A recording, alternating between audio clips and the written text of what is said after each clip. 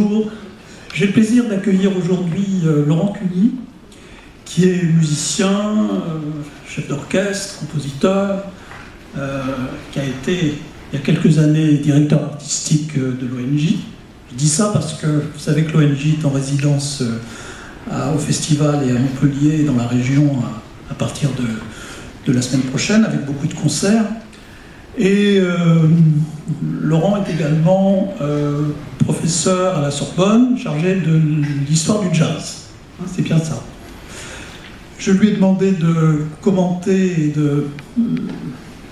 tout à l'heure d'évoquer avec vous ce film que nous allons voir, parce qu'il a une compétence absolue dans le domaine monkien, donc on va, je pense, apprendre des choses avec lui.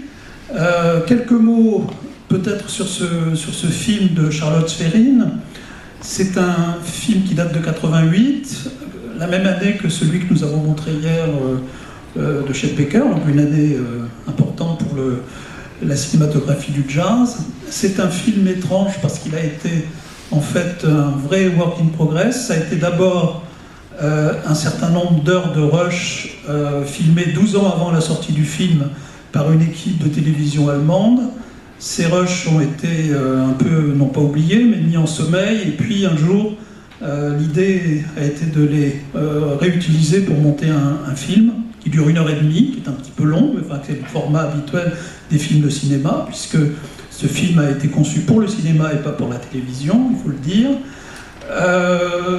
Charlotte Sverine a donc fait un montage de ces rushs qui étaient déjà anciens, a ajouté un certain nombre d'informations, d'entretiens additionnels, disons, pour arriver à monter ce film qui a été une production assez difficile.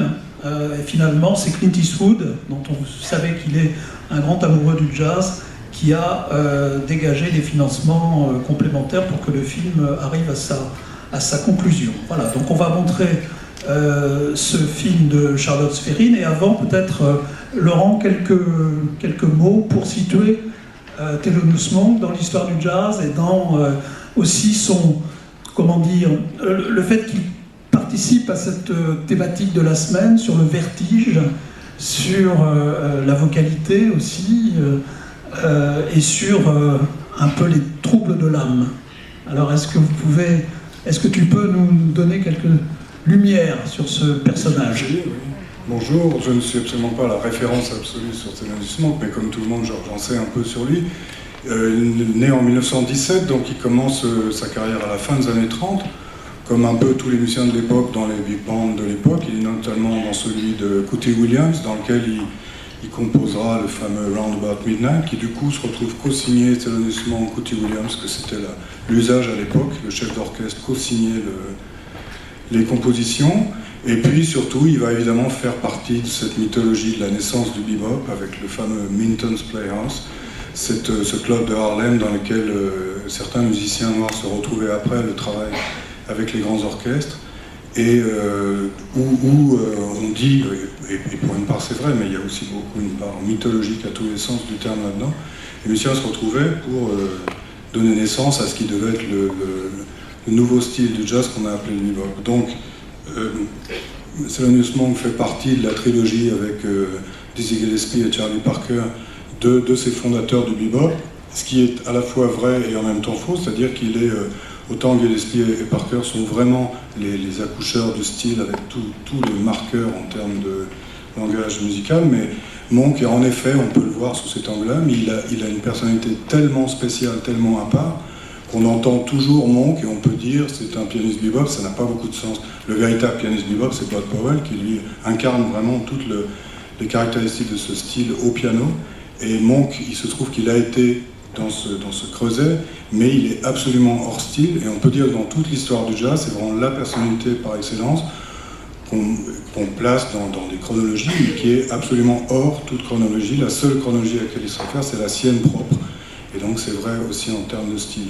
Alors sur bon, on en reparlera tout à l'heure, hein, sur la question du vertige, je ne suis pas certain qu'il thématisait lui-même ça, mais en tout cas, il est notoriété publique que c'était quelqu'un qui était à la limite qui avait des problèmes de santé mentale. Il était toujours un peu sur au bord de la schizophrénie. Limite. Oui, alors là, il faudrait que les spécialistes en parlent. Oui, je crois qu'il y avait des traits schizophréniques. En tout cas, il était vraiment borderline, comme on dit de nos jours. Oui. Et vous allez voir, c'est très frappant dans ce film, parce que ça montre très bien ça.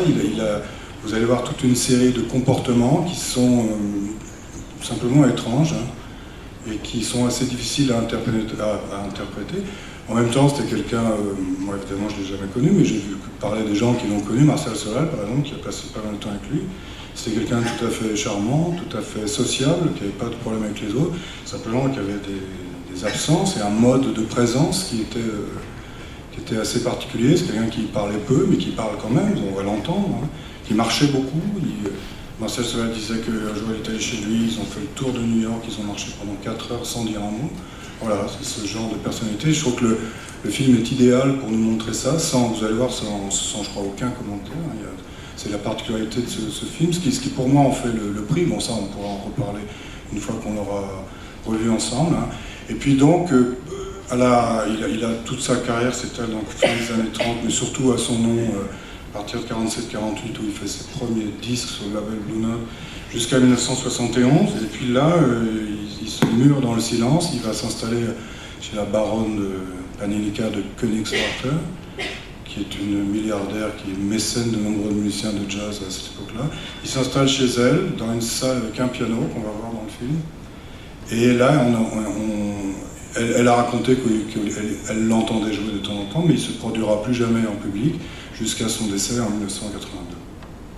Merci Laurent, et puis on reprendra ce dialogue après la projection.